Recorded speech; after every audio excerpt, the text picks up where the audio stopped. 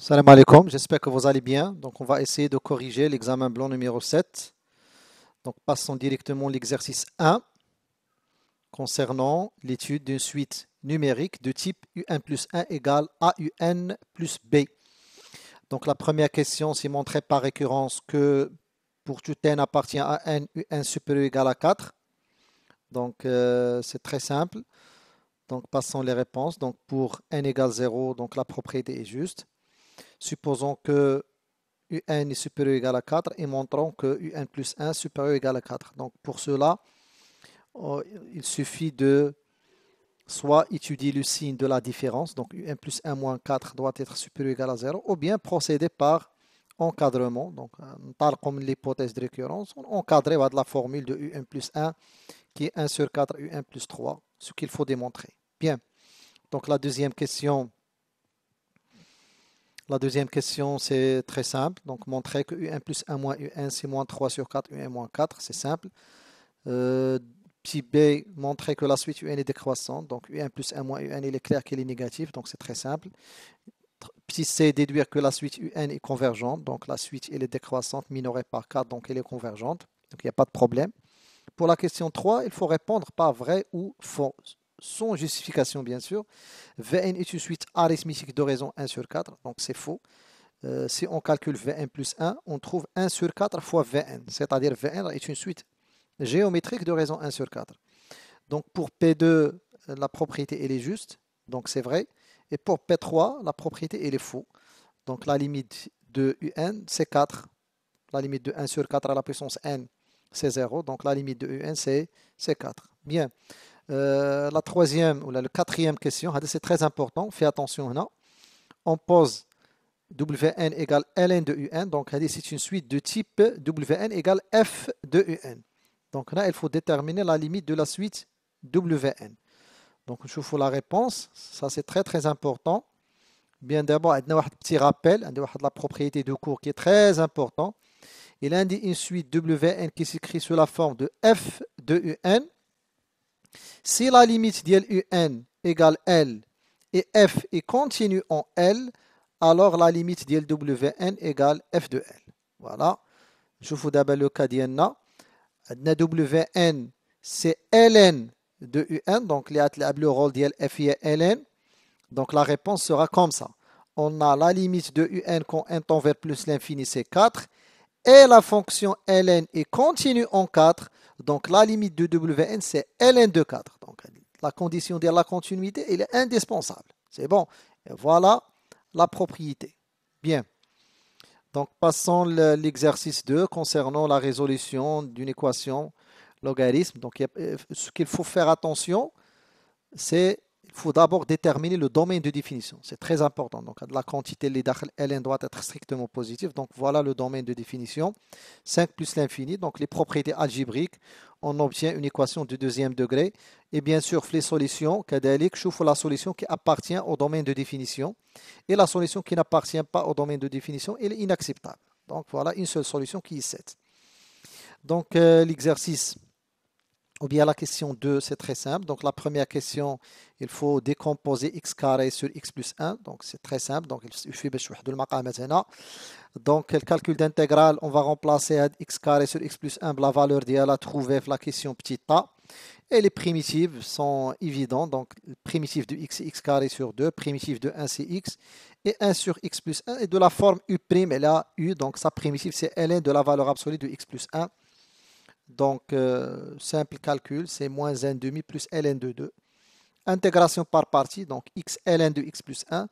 Des polynômes à fonction logarithme, toujours les racines, u' est le polynôme, ou vers le logarithme. La primitive de x, c'est x carré sur 2. La dérivée de ln de x plus 1, c'est 1 sur x plus 1. Et voilà la technique de l'intégration par partie entre crochet u fois v moins l'intégrale d'l u fois v'. Et bien sûr, le résultat est déjà trouvé fait la question petit b de l'intégrale déjà calculée. Donc, on a sa valeur et voilà le résultat final. Donc, il n'y a pas de problème. Passons maintenant à l'exercice des nombres complexes. Donc, la première question, a un polynôme bien sûr dans Z. Revenons à l'énoncé de l'exercice. Donc, un polynôme de degré 3 dans Z. Voilà. Donc la première question, s'il vérifie que I est une solution de l'équation P de Z égale 0. Donc il suffit de remplacer Z par I et on trouve 0 bien sûr. Voilà, je trouve la réponse, c'est très simple. Voilà, donc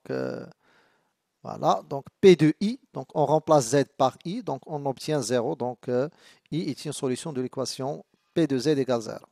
Donc la question 2, c'est trouver une factorisation de P de Z. Donc il faut déterminer les deux réels alpha et bêta, bien sûr, pour factoriser P de Z. Donc il suffit de développer, voilà, développer le polynôme. Donc deux polynômes sont égaux, c'est seulement si الحدود ولا المعاملات هاد les coefficients ديال les termes de même degré sont identiques. كنديروا مطابقة الحدود ديال نفس الدرجة. Et voilà, on obtient alpha égale 4 et bêta égale 8. Donc la question 3, c'est résoudre dans C l'équation P de Z égale 0. Donc هذه معادلة تؤول في حلها إلى معادلة من الدرجة الثانية بمعاملات حقيقية. Voilà, donc P de Z égale 0. Donc je vais remplacer P de Z sa valeur. Donc Z moins I facteur Z carré plus 4Z plus 8. Donc c'est alpha bêta 4Z plus 8. Donc Z moins I égale 0 ou Z carré plus 4Z plus 8 égale 0. Donc bien sûr, Z égale I, une équation de deuxième degré. Calculons le discriminant delta et on va trouver deux solutions, moins 2 moins 2U, moins 2 plus 2I. Voilà, donc l'équation admet trois solutions. Donc S égale I, moins 2 moins 2I, moins 2 plus 2I. Bien. La question, revenons à l'énoncé de l'exercice. Donc la question suivante, c'est écrire B sous la forme trigonométrique. Donc c'est trivial. Donc voilà, donc écrire B sous la forme trigonométrique. Donc bien sûr, B c'est 2 la racine de 2 facteur moins 2 la racine de 2 plus la racine de 2 sur 2i.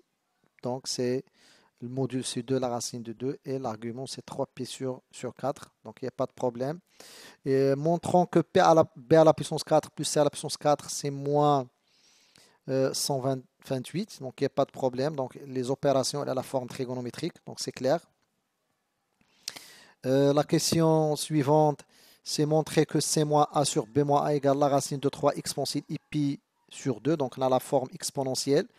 Donc d'abord, il faut écrire le rapport sous la forme algébrique. Et la racine de 3i, c'est exactement sous la forme exponentielle. C'est la racine de 3 exponentielle i pi demi.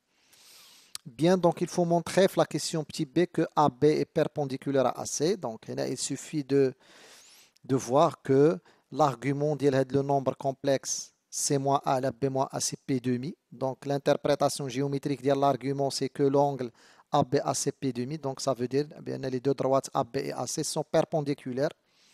Donc la question 3 petit a, il faut déterminer l'écriture complexe de la rotation R de centre O et de mesure d'angle pi sur 2. Donc voilà, c'est très simple, l'écriture complexe. Donc R de M égale M'.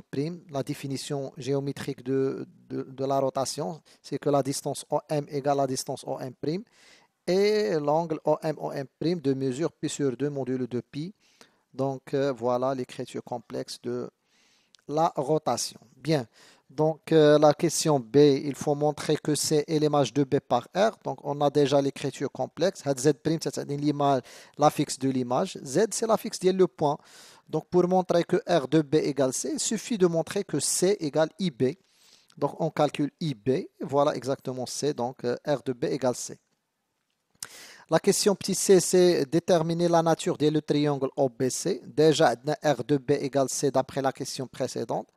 D'après la définition géométrique de la rotation, la distance OB égale la distance OC et l'angle OB-OC c'est pi demi modulo de pi. Voilà donc le triangle et les rectangles et isocèle. Voilà. Donc la question 4 c'est très important. Revenons à l'énoncé de l'exercice. Donc la question 4. On considère la transformation H de représentation complexe Z' égale 5Z plus 1 plus I. La question c'est montrer que H est une homothétie de centre I et de coefficient 5. Donc pour cela, qu'est-ce qu'il suffit? Montrer. Voilà. Donc il suffit de montrer que Z' moins Z ZI égale 5 facteur Z moins ZI. Voilà. Donc, pour montrer que H est une homothétie de centre I et de coefficient 5, il suffit de montrer l'égalité اللي كتعطينا la définition de l'homothétie, bien sûr. Donc Z' moins ZI, donc je vais remplacer Z' sa valeur, ZI sa valeur, et voilà. 5 facteurs Z moins ZI, voilà. Donc il est clair que Z' moins ZI égale 5 facteurs Z moins ZI. Donc interprétation géométrique de l'égalité, c'est que le vecteur I' égale 5 le vecteur IM. On va dire la définition géométrique de l'homothétie. Donc on déduit que H est une homothétie de centre I et de coefficient 5. Des rappels là, c'est très important. Donc pour montrer que R est une rotation de centre I et d'angle alpha, il suffit de montrer l'égalité. Z' moins ZI égale exponentielle I alpha facteur Z moins ZI. Donc pour montrer que H est une homothétie de centre I et de coefficient 5, il suffit de montrer Z' moins ZI égale K facteur Z moins ZI. Et pour montrer que T est une translation de vecteur U, il suffit de montrer que Z' moins Z égale ZU, l'affixe de U. C'est bon. Donc c'est terminé. Donc je vais continuer la correction vidéo prochaine. Donc je vous souhaite bonne chance et bon courage.